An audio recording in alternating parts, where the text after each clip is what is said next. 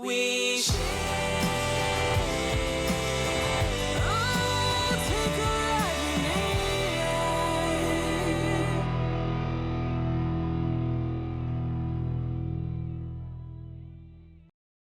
Hi, my name is Chiwete Onyema. I'm a broadcaster, a voiceover artist, master of ceremony, and also an actor. Growing up as a child was quite interesting. Typical family, Nigerian family, where you have, parents who are quite protective. Especially for my mother, she never really wanted us to mingle outside. We're always going to be inside. Now, if you want to go outside, you have to calculate. The only time you have to probably go outside is if a visitor comes in. Now she's distracted, so you quickly go and do what you want. So if you want to play football, you go outside, play football, but you have to be watching and be careful and be sure that you get back before the visitor goes. Once the visitor goes, then she's like, where are you? And she can, find out that, oh, you went out, and you know what's gonna happen. They will beat life out of you. Now, I remember growing up, she used to beat us based on how we're born, basically. My mom beat us a lot. So I'm the last born, so my beating is last. And you know what happens to saving the best for last, right? So the beating, they enter where. So, growing up was fun, of course, watching our favorite TV programs as a child was fun as well. Having your siblings around as well who, looked after you as well and all that. But contrary to a lot of people saying that, oh, last borns enjoy me, I didn't enjoy it because they won't use work kill me. Like, I was working almost every time. Wash the dishes, do this, do that. It's on me every time. So I'm not sure I got the benefits of being, a last born growing up as a child. My father was a decent man. Was one person who always taught us to be very, very, we should have integrity. Basically, we should have integrity. And my dad is someone that he led by example. So if my dad actually tells you he's going to be somewhere at 7 a.m., he will get there 6:58 or 6:59. I'm not even joking, because I remember there was a day he told me he had sent me money when I was in school, and I got to the bank and he said he had sent me the money. I told the cashier then, then I've not got an ATM card. I told the cashier then that, okay, I'm here to take out this amount of money. And she was like, she checked her, system. I said, there's no money here. And I'm like, what do you mean? I said, check again. And she's like, there's no money here. Perhaps you should call the person. Maybe the person has told you a sense, but yet the person hasn't sent. And I told her, I said, no, we're talking about my father here. If he says he has sent the money, he has sent the money. Check it again. And she did that, and the money had entered my account. So when it comes to integrity, my father always taught us to be, people of integrity. Ensure that you always stand for something. Whatever, your yes should be your yes, and your no should be your no. And he's someone who, if he likes you all the way. But the moment he turns his back on you, that's the end. You cannot redeem yourself. So that's just basically. But childhood was fun. I grew up in Ilorin, in Kwara State, in a very quiet town. It was very, very, very quiet town. A lot of things happened back then, of course, growing up. So when I was a child, I actually thought I was going to be a lot of things. There was a time I said I was going to be an aeronautical engineer, just because it sounded cool. I didn't even know what it entails. And years after that, I just realized that for you to be an engineer, you have to know mathematics, and I don't study maths at all. I did not know mathematics at all. Nah. So I've been going on to secondary school. You know what they do when you write a junior WAEC? They don't really ask you what you want. It's a case of the result you have is where they'll place you in either science class or arts class. And what happened is, a lot of times, and I think this thing should actually stop, a lot of times they made it look as if you're in science class, it means you're smart. And if you're in arts class, you're kind of dull. So automatically, I didn't want to even know my abilities or what I really want. I don't want to end up in science class, so it doesn't look as if I'm a dull person. And, I ended up being in science class. But I wasn't really equipped for that. And it even made me even repeat the class, SS1 class. Yes, I actually repeated the class in secondary school. Now, don't call me Olodo, but it's what it is. So I repeated in SS1, and so going again, I was thinking maybe I should change to art class, but I was like, I've already done science already, so I have an idea. Let me just push with that. And, fine, finish secondary school with that, for science students and all that. Now, it was time for me to get into university. And I was like, I don't want to be a doctor. Because then there's always, either you're a doctor or an engineer, if you're a science student, there's always those two. So I was like, I don't want to be a doctor because I'm not sure I'm ready for that stress. And I saw what a lot of people who aspire to be doctors, how their lives change. Some ended up falling out by the wayside. And not because people are not brilliant, but I don't know what happened. Maybe it's the Nigerian system, I don't know. But you see some of them, end up being physiologists. Some move to totally maybe geography. People just move to different courses. And the initial plan was for them to actually be doctors. So I didn't want any of that. Engineering is a no-go area. I'm terrible with math, so I didn't want to go with that. So I was like, what do I do now? So at that time, my brother was studying geology and in Federal University of Technology, MENA. So I was like, okay, I think I like things that have to do with, discovering stuff, the ground, rocks and all that. So I said, okay, you know what? I think geology is what I'm going to do. I went in for geology, FET MENA as well, and I got admission straight up. I wrote JAM once, and everything just was prima proper. And I got into school, geology, studying geology. Studying geology in FET MENA is an experience on its own, right? Talking about, how the lecturers treat people, the way some people just see you and believe that you can't even pass the course. Not because they're not even judging based on what you wrote in your exam. When they see you as a person, they judge and look at you from head to toe and say, you can't pass my course, and there must be something wrong somewhere. So with those kind of challenges, it was quite tough for one to, really, really aim at some things in school. But then, so while I was in school, I really was all about, because I used to sing. I had a group back in the day, 3 of us from secondary school. We were in secondary school in our own little way. We were actually superstars because we were always involved in anything entertainment back then. But of course, when we were about to transit to, going to university, different people had different plans and all that. So the group more or less was dissolved. So getting to university, I was writing solo and I wanted to have a career in music. I was really about music, singing, recording songs. But, I still had school. And so, of course, we all know how music is. You have to have the funds to push it. I met a few people back then. It was all about, the voice is good, but you need money to have a better production, produce this, produce that, so it sounds good and better. The money I didn't have, I was in school trying to get a degree. My parents wouldn't even have it. Till you're done with school before you can say you want to do whatever it is you want to do. So, getting to school, I was all about, my music, basically. And at that time, funny enough, we had a very vibrant campus radio in Federal University of Technology, MENA, Search FM, award-winning. I think during my time in school, they called for auditions like 4 times. I was never interested in radio, like, what was that? I was all about, I want to do music, but I was about leaving university. A friend of mine, Bami, told me something. He said, now you're about to leave you're about to leave university. This is the real world now, right? You have to have a source of livelihood. You have to earn something. So this music you're talking about, it will take time before you even get to blow, in quotes, if you will blow. So at this point in time, I would advise you for something else that you're doing, that you're sure will be giving you money to you, that you can now start to push the music. I think that was for the very first time in my life, that's when I actually thought about having to do something that was not even related to music at all. Then I was like, what can I do really? I really didn't know what to do. I'd finished university. I'd gotten back home. I was talking to my sister, and of course, she was listening to radio. So it was this very day I was just joking, and I just pretended like I was a radio presenter. And, I just said things, how radio presenters would present a show, and all that. And I just said it. She was like, wow, this sounds very cool. You should consider this. In my mind, I'm like, what's that? And she was like, look, you know what? When you get to camp in NYC, make sure you enroll for OBS, so you can probably, have a chance to harness this talent. I think it's something that you should focus on.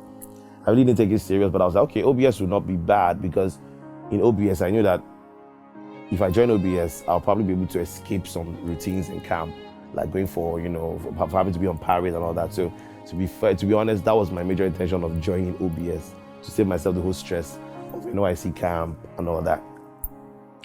So that happened, and so when I got to camp, the first day I rushed to check out what's happening in OBS. Okay, what's going on? OBS, you guys started picking people. They're like, no, that when they start, to let everybody know. Fine, so days went by, and eventually the auditions came. They announced the audition for OBS, those who want to join. And I remember I was in the queue, and a lady came out and announced and said, look, for those of you that want to join OBS, We are not here to train anybody. If you have no background training as regards media, please step out now, because we're not going to train anybody. We're only looking for those who already know what they're doing, who are doing this already. And man, I'm like, what? I have zero experience on this thing. When it comes to media, I've not done it before. But I still stood on the line, and when the time came for my audition, I did it. And the next day, they released a list of those who were picked, and I was number 2 on the list. So I was picked, and that was when I started to do the whole radio thing, OBS. I'll wake up early in the morning around 4 a.m.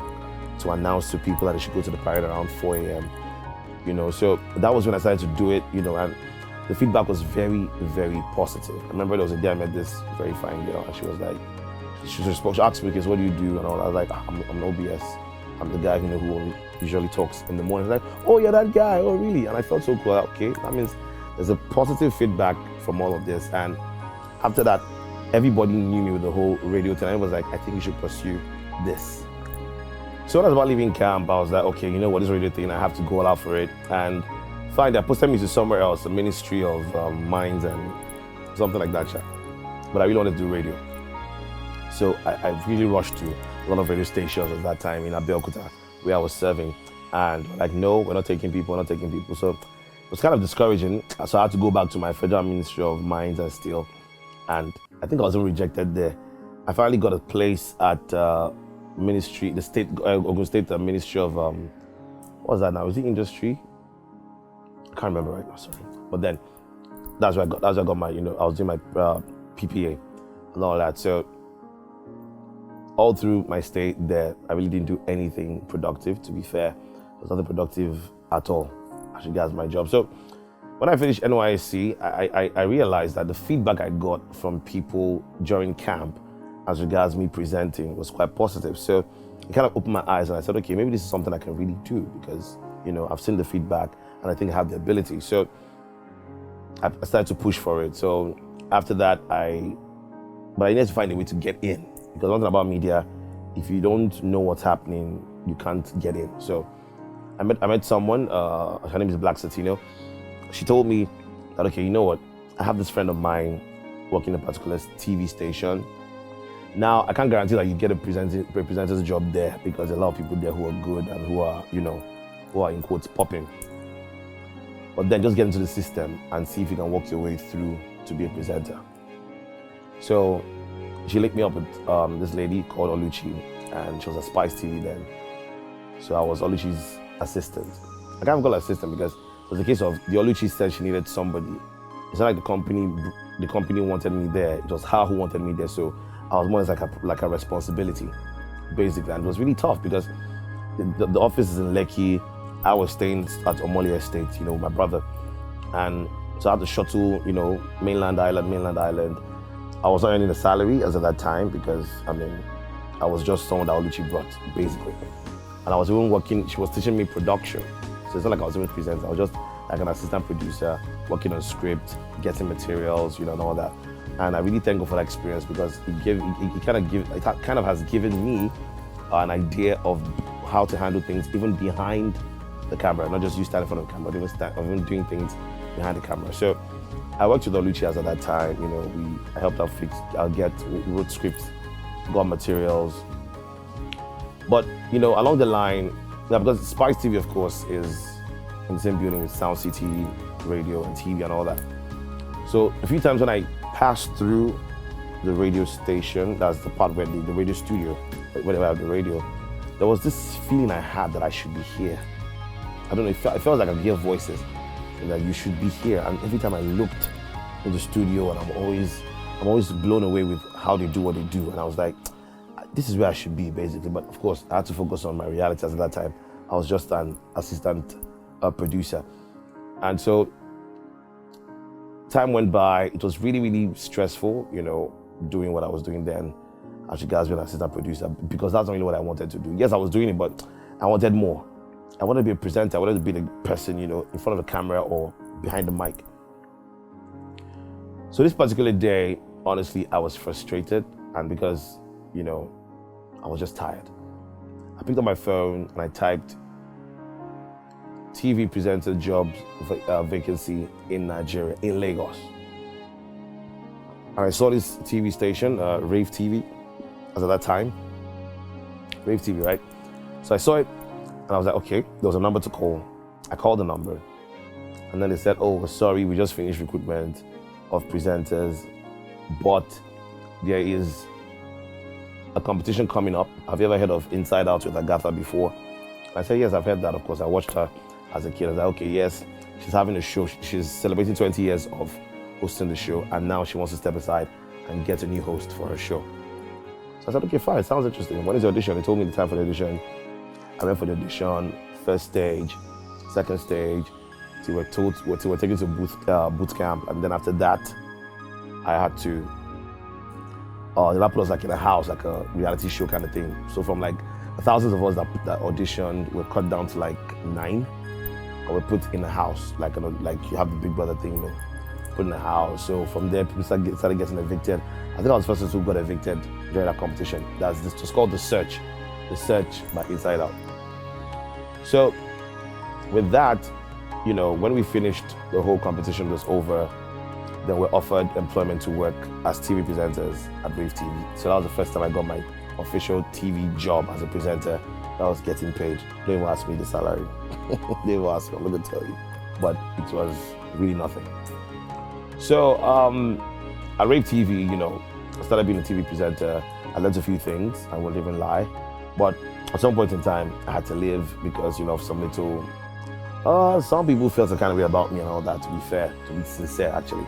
Some people felt a way about me and all that. So I had to move, and I turned my resignation. After that, I moved to Nigeria. As a matter of fact, if I met someone, that even Nigeria thing was, meeting the person in Nigeria was very, very funny, because that particular day, I was not even in the mood to go out. The person, someone had told me to meet, that we should go for an event, right? Reluctantly, I went for that event. I enjoyed the event, funny enough. But then I met this guy who, he served with me, or we served together at Abeokuta, but he was like a step before me, basically. And so he told me, I said, look, I've been seeing what you do on social media. I see that you're actually a good presenter, you're a voiceover artist as well. I need you to come and work with us at Nigeria. So at that time, I wanted to work somewhere else bigger. I don't want to mention the brand. Somewhere else way bigger, and that I felt was bigger for me though. And I was like, no, I want to go there. But somehow, this guy was able to convince me, and I started working at Nigeria. And I was working on TV. It was quite stressful at Nigeria, to be fair. It was really, really stressful. Now, when I got to Nigeria, I was actually doing almost everything. I was presenting voiceover. I was a voiceover artist. I was producing. I was virtually doing everything. And to be fair, this is the part where I would say that whatever it is you're doing in life, whatever it is your hand finds to do, do it. It might not make sense as at that time, but it might make sense years after.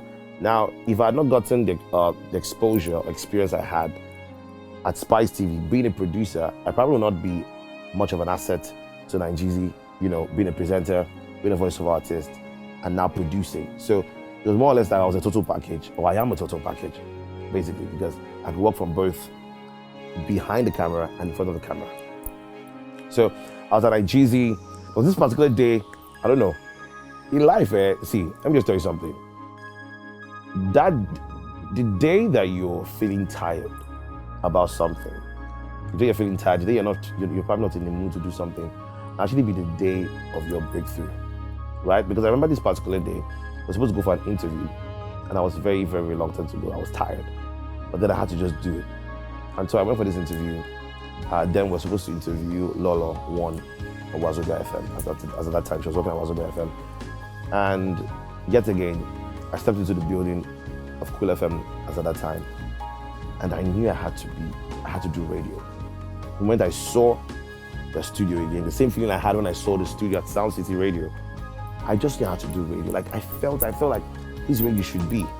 And of course, I had an interview with Lolo. She's a very, very amazing person, and from there, we built friendship, and we moved on from there. And, she was able to help me out, of course, to enhance my skills as regards being a radio presenter.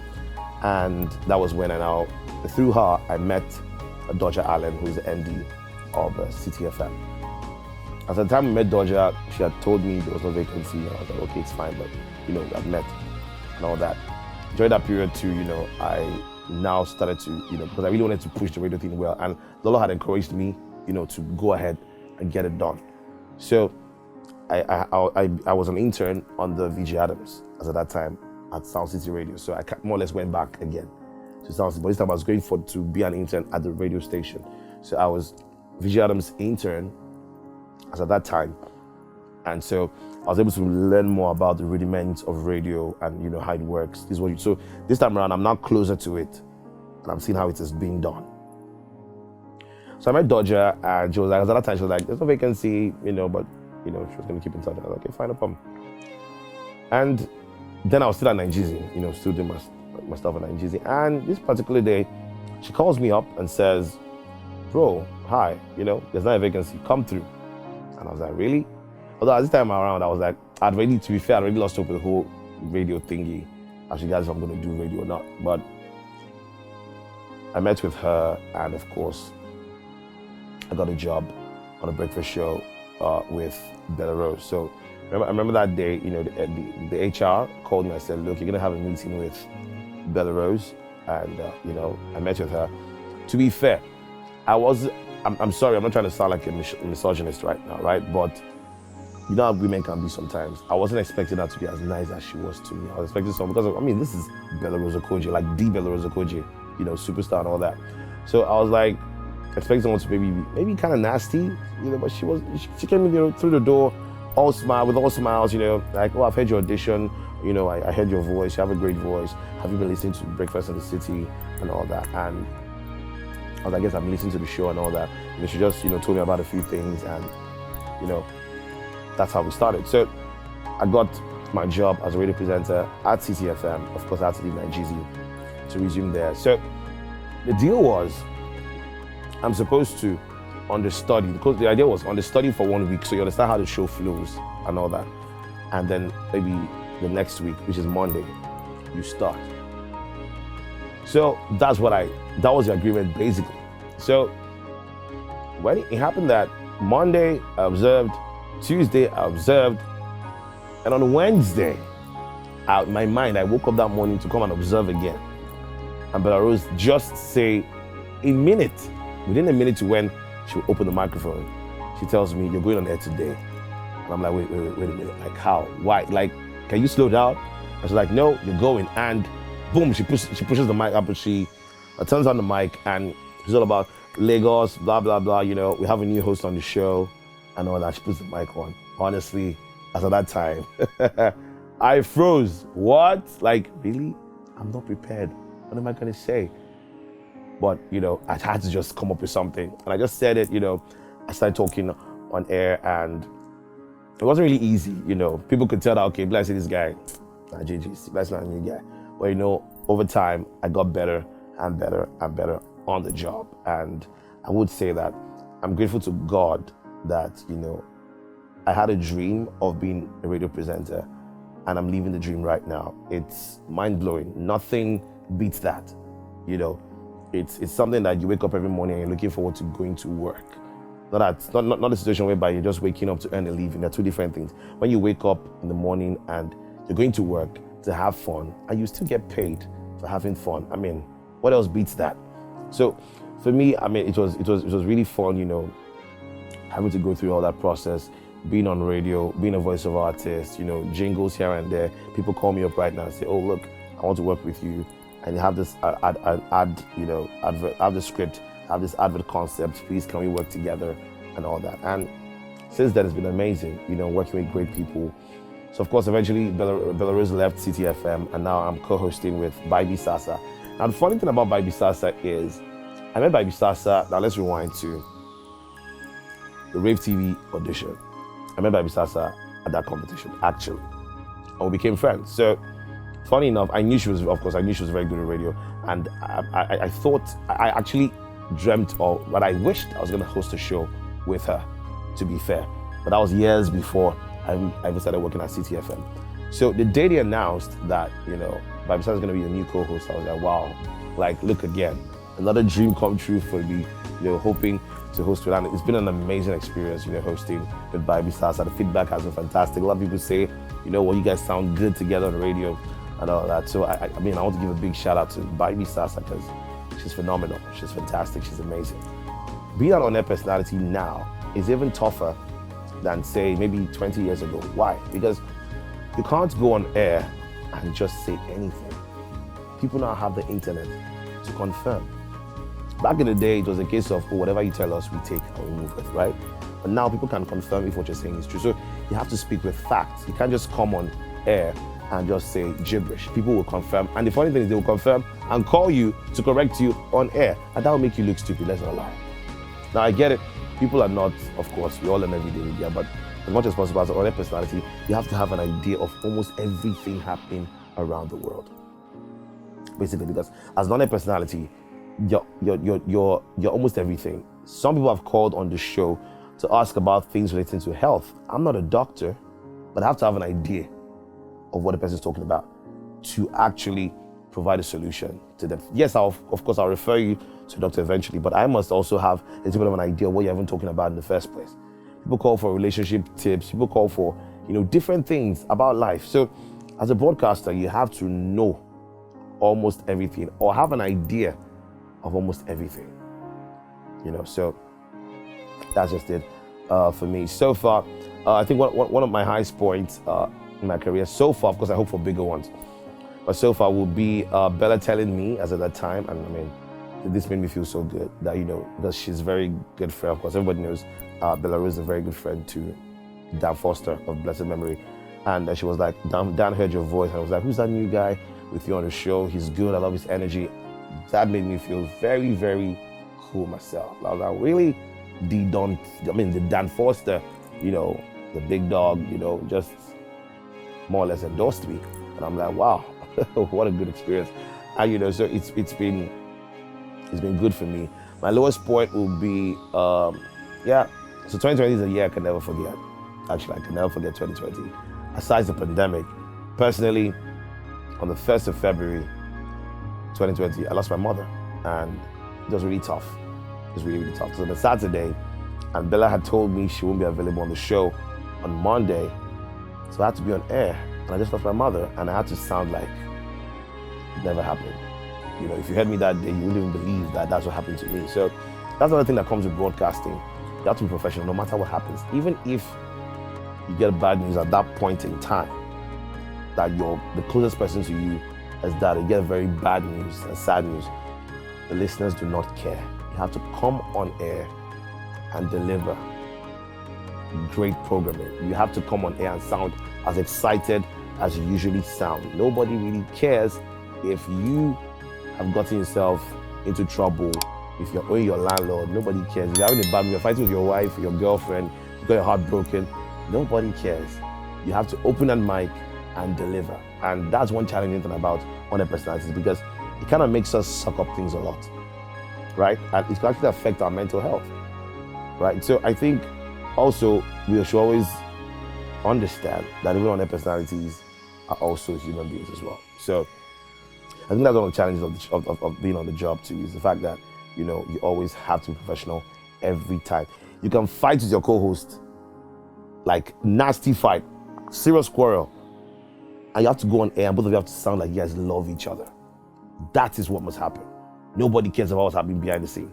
Give us good programming, and that's it. So, it's been an awesome experience. I look out for more things. I look forward to more things as regards my career, and I'll just say that following your dream actually is something that you should push. Back then, when I can't count the amount of auditions I used to go for, because I'm also an actor as well. So I go for acting gigs. I go here, I go there. Every day, as at that time, I wasn't earning anything. I had to probably ask for my sister-in-law money to, for transfer money to go to where I want to go. The big shout out to my sister-in-law, to Chewete. She's also somebody who actually contributed a lot to my journey as a broadcaster, because all those are urgent to give, she didn't give me that time. That's what I used to use in going for auditions. So push your dreams, no matter what. People will always say what they will have to say about you, but keep going.